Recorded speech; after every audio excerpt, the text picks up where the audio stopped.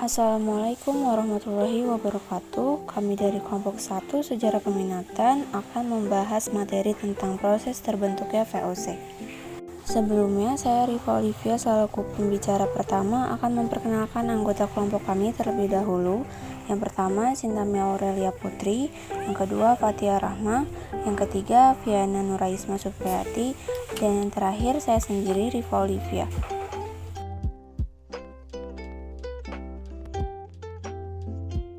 Pengertian VOC. VOC kepanjangan VOC Verenigde Oost-Indische Company atau Kongsi Dagang atau Perusahaan Hindia Timur Belanda adalah persekutuan dagang asal Belanda yang memiliki monopoli untuk aktivitas perdagangan di Asia. VOC didirikan pada tanggal 20 Maret 1602. Ini disebut Hindia Timur karena ada pula persekutuan dagang untuk kawasan Hindia Barat yang bernama Gauck-Royer West Indies Company. Perusahaan ini dianggap sebagai perusahaan multinasional pertama di dunia, sekaligus perusahaan pertama yang mengeluarkan sistem pembagian saham. VOC memiliki 6 bagian, Kamers di Amsterdam, Middelburg untuk Zeeland, Enkhuizen, Delft, Hoorn, dan Rotterdam. Delegasi dari ruang ini berkumpul sebagai Heren 17 atau 17 tuan-tuan. Saya akan menjelaskan tentang latar belakang terbentuknya VOC. Sejak dimulainya fase bangsa Eropa berangkat untuk mencari daerah jajahan demi mencapai misi tertentu seperti misi pencarian emas dan penjajahan. Letak geografis Indonesia yang berada di antara 2 samudra dan 2 benua di dunia menjadikan Indonesia menjadi tempat yang sering disinggahi para pedagang dunia. Ditambah dengan tanah Indonesia yang subur, maka bisa dipastikan banyak sekali sumber daya alam baik tanaman rempah-rempah dan hasil bumi lainnya seperti emas, perak, dan lain sebagainya. Dari banyaknya bangsa Eropa yang berkeinginan melakukan monopoli perdagangan di Indonesia, Belanda merupakan negara yang sangat ingin menguasai perdagangan Indonesia. Untuk itu, Belanda mendirikan suatu kongsi dagang yang bernama Verenigde Oost-Indische Compagnie atau yang biasa disebut VOC. Selain itu juga untuk menjalankan misi Belanda yang ingin memonopoli perdagangan di Indonesia. Perusahaan dagang ini juga dibentuk untuk membendung kekuatan perusahaan dagang serupa yang dibentuk oleh Inggris yaitu East India Company atau yang disingkat dengan AIC. Van Oldenbarneveldt mengajukan usulan agar para pedagang Belanda bersatu untuk membentuk suatu serikat dagang pada tanggal 20 Maret 1602 atas prakarsa Pangeran Maurits dan Oldenbarneveldt, maka didirikan kongsi dagang pertama di Belanda bernama Verenigde Oost-Indische Compagnie atau Perkumpulan Dagang India Timur atau yang disingkat VOC. Pengurus pusatnya terdiri dari 17 anggota. Kantor pertamanya terletak di Banten dan pemimpinnya yaitu Francois Witter. Selanjutnya ada sejarah terbentuknya VOC. Untuk menghilangkan persaingan antar pedagang Belanda yang melakukan perdagangan di Indonesia dan juga untuk membendung perusahaan dagang yang dibentuk oleh Inggris yaitu AIC atau East India Company, seorang anggota parlemen Belanda bernama Johan van Oldenbarneveldt memberikan usul dalam forum parlemen untuk menggabungkan para pedagang Belanda di dalam suatu serikat dagang.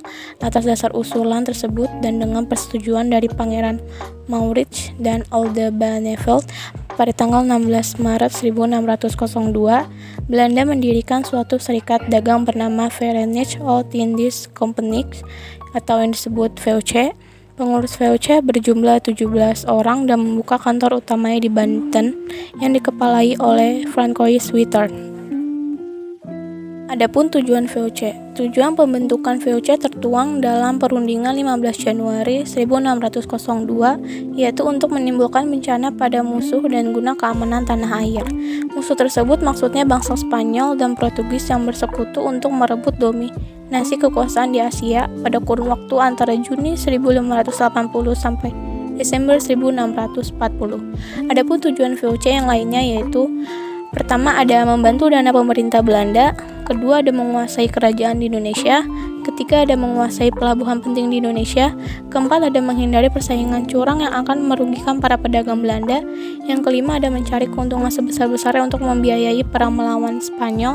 Yang keenam, ada memperkuat kedudukan Belanda agar tidak tersaingi Portugis dan bangsa Eropa lainnya. Yang ketujuh, agar dapat memonopoli perdagangan di Nusantara, terutama memonopoli rempah-rempah. Saya Cintami Aurelia Putri akan menjelaskan tentang hak oktroy. Hak oktroy adalah hak istimewa yang diberikan pemerintah Belanda kepada VOC. Hak istimewa VOC tersebut adalah 1. Hak monopoli perdagangan. Pemerintah Belanda memberikan kuasa penuh untuk VOC dalam rangka memonopoli perdagangan di Nusantara. VOC diharapkan dapat menguasai rempah-rempah dari berbagai titik Nusantara. Rempah-rempah tersebut akan didistribusikan kepada pemerintah Belanda maupun dijual kembali untuk menunjang sektor ekonomi. Kedua, hak membentuk angkatan perang. Hak istimewa VOC lainnya adalah hak membentuk angkatan perang dari sektor apapun, baik darat, laut, dan udara. Hal ini bertujuan untuk memperkuat pemerintah Belanda dengan meningkatkan daya tempur tentara Belanda. Ini berguna untuk mempertahankan wilayahnya maupun berperang dengan negara lain untuk memperebutkan wilayah kekuasaan. Pemerintah Belanda hanya perlu fokus pada hal-hal penting untuk membangun negaranya. Ketiga, hak mencetak dan mengeluarkan mata uang. VOC mempunyai ide untuk mencetak dan mengeluarkan mata uang sebagai alat transaksinya. Hak ini bertujuan agar proses monopoli perdagangan berjalan dengan lancar dan tidak menyebabkan perseteruan. VOC secara tidak langsung membantu pemerintah Belanda dari sektor ekonomi. Mata uang tersebut juga dapat digunakan sebagai salah satu aturan sewa tanah bagi mereka yang menduduki Nusantara. Hal ini berarti bagi yang menduduki Nusantara maka diwajibkan untuk membayar sewa tanah dengan mata uang yang sudah ditentukan. Keempat, hak mengadakan perjanjian dengan raja. VOC mendapatkan hak untuk mengadakan perjanjian-perjanjian dengan raja-raja di Nusantara dalam rangka menguasai kerajaan di Nusantara. Peter Both selaku jenderal pertama VOC merupakan salah satu jenderal yang sukses melakukan perjanjian dengan Raja Jayakarta pada tahun 1611. Perjanjian tersebut pada intinya menyatakan bahwa VOC akan membeli sebidang tanah yang sangat luas dan strategis milik Kerajaan Jayakarta. Tanah tersebut dibeli untuk dibangun pusat wilayah VOC di Jawa dan merupakan cikal bakal pemerintah VOC di Batavia. Kelima, hak memerintah di Nusantara. VOC bahkan mendapatkan hak istimewa dari pemerintah Belanda untuk memerintah di Nusantara. Mereka berhak untuk memerintah siapapun di negara jajahan mereka. VOC dapat memerintah siapapun yang bukan dari pemerintah Belanda untuk mengerjakan sesuatu yang mereka inginkan. Misalnya membangun kamp militer dan bangunan pemerintah untuk memenuhi kebutuhan VOC. Keenam, hak ekspansi benteng. Pemerintah Belanda saat itu sedang berperang melawan Portugis di Ambon. Wilayah tersebut merupakan posisi cukup strategis untuk menunjang pemerintahan, sehingga Belanda berusaha mengusir bangsa Portugis. Belanda pun membangun benteng yang dikenal dengan Benteng Victoria. Benteng ini adalah simbol kemenangan pemerintah Belanda dalam berperang melawan Portugis. Ketujuh, hak menentukan perang atau damai. VOC berhak mengambil keputusan untuk berperang atau berdamai demi menguasai wilayah Nusantara dan mengusir penjajah dari negara lain. Mereka akan membuat perundingan dengan suatu kerajaan dan negara penjajah. Jika kesepakatan dinilai kurang memuaskan dan tidak menguntungkan, maka VOC akan menyatakan perang. Namun, jika kesepakatan yang dibuat menguntungkan kedua belah pihak, maka mereka akan memilih berdamai demi tujuan bersama. Kedelapan, hak mengangkat dan memberhentikan pegawai. VOC memiliki banyak pegawai yang bekerja untuk mencapai tujuan VOC. VOC berhak untuk mengangkat dan menghentikan pegawai jika kinerjanya dianggap kurang memuaskan. Selain itu, pegawai akan diberhentikan jika hasil kerjanya tidak membuahkan hasil yang maksimal yang dapat memperlambat proses pembangunan pemerintahan Belanda. VOC juga berhak mengangkat jenderal ataupun pegawai yang hasil kerjanya memuaskan sebagai pemimpin utama.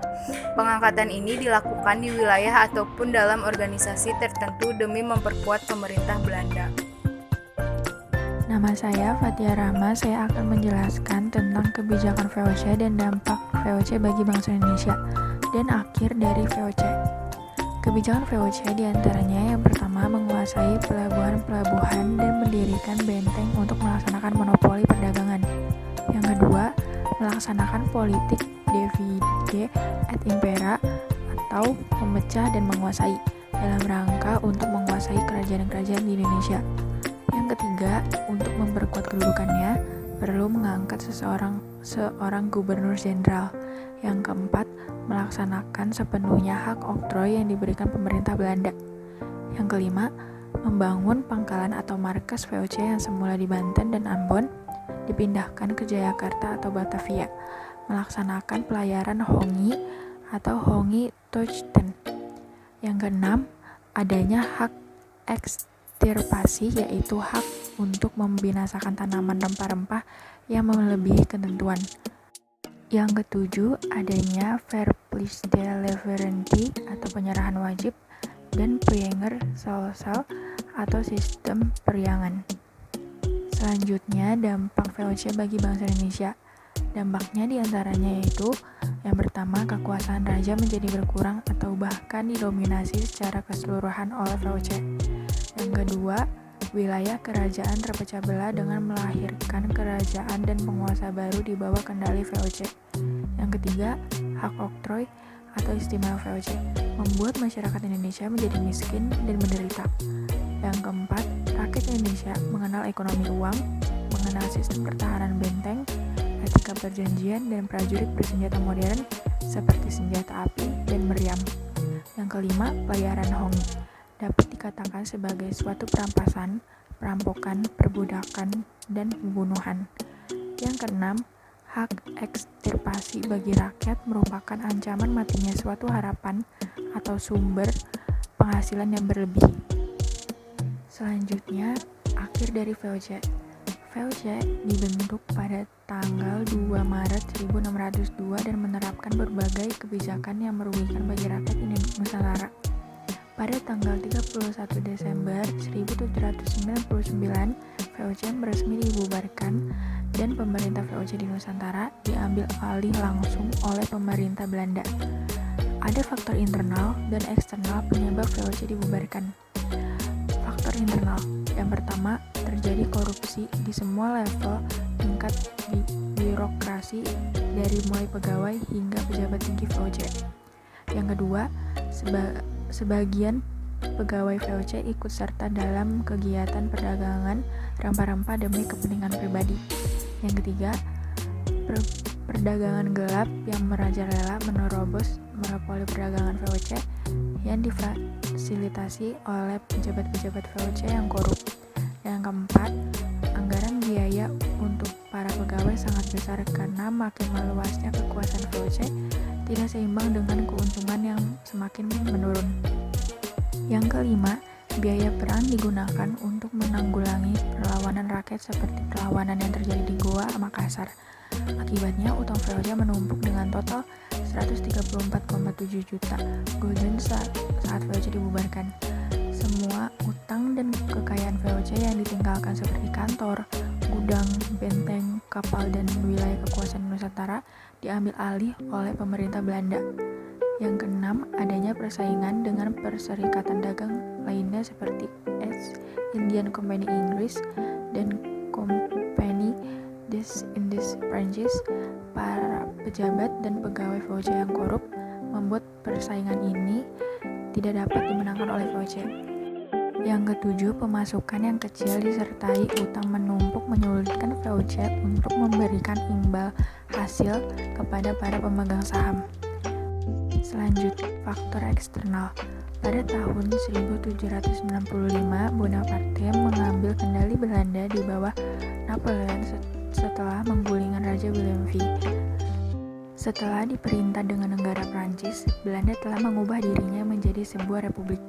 Perubahan ini telah berdampak bagi kebijakan VOC, karena Prancis menganggap bahwa apa yang dilakukan VOC begitu sangat bertentangan dengan sangat bersemangat dalam kebebasan dan kesejahteraan, termasuk dalam sebuah perdagangan. Dan VOC telah dibubarkan pada tahun Sekian video pembahasan materi dari kami, kurangnya mohon dimaafkan. Wassalamualaikum warahmatullahi wabarakatuh. Terima kasih.